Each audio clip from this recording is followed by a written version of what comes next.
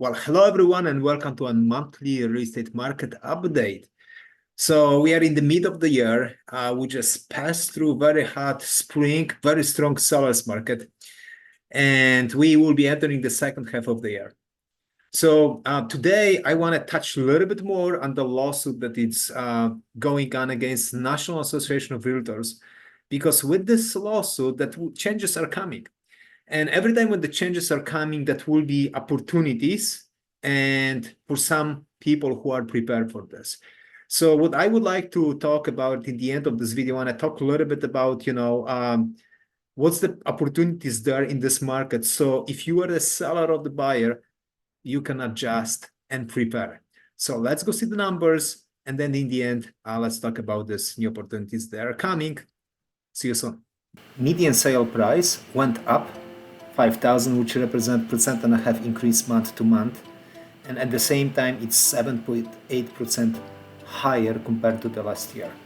Number of new listing, it's up as well, was up as well in the last month. It's 4% increase, and just fraction 1.10% increase compared to the last year. Inventory was up with their small home for sales, and it's really 5.9% more was in May compared to the April, but at the same time we have 6.3% less home for sale this year compared to the last year. Number of under contract, this number went down. This represents about 3.7% decreased month to month, and at the same time it's 5.3% less transaction went under contract this year compared. And original list price, which represents confidence of the sellers, went up 1.8% April compared to May, and at the same time it's 3.6% higher compared to the last year.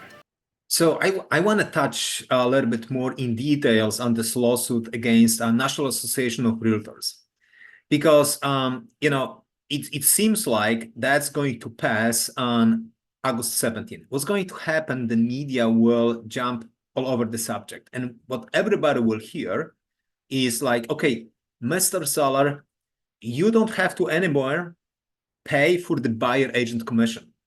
Now the buyers need to pay for the buyer agent's commission. So here is what's going to happen. First of all, some of the buyers, many people will hesitate. That's the first thing. And that's when people are hesitating, there's always opportunities, right? Because then you can jump and get the advantage of this hesitation. So if you are a buyer, think about this.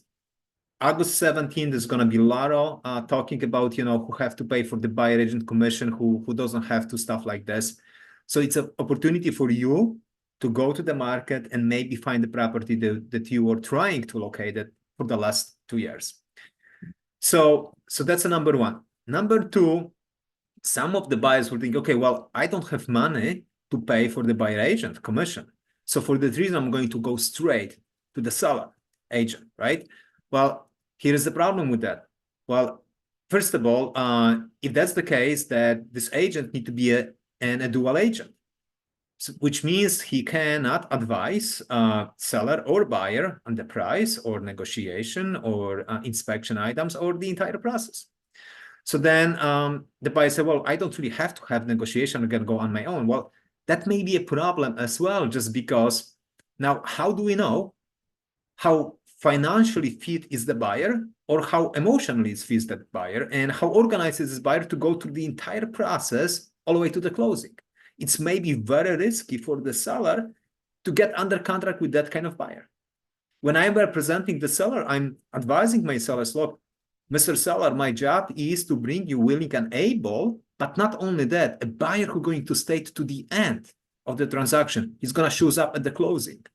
If I would have another experienced agent on the other side, of course, that would be some of the investors who are buying the properties, distressed properties, and they don't need the representation, right? But 99% of the transactions, they will still need to have the buyer agent on the other side to guide this buyer through this process. So here is the key, from all this. Remember, August 17 is going to get loud about this issue, right? No buyer commission fee need to be paid by the seller. So just be aware, but get ready, start searching very aggressively, I will say, for your home that you couldn't find for the last 2 years. And sellers, just be aware of it. It is in your best interest to get the best qualified buyer for your property, right? Because that will guarantee for you top dollars and peace of mind. Thank you very much. If you're looking for the great representation, please reach out to us. We have, we love to work with the sellers. This is what we specialize in, working with the sellers, helping buy them the new properties. But we do have, the entire team to help us. We have great attorneys and inspectors and loan officers.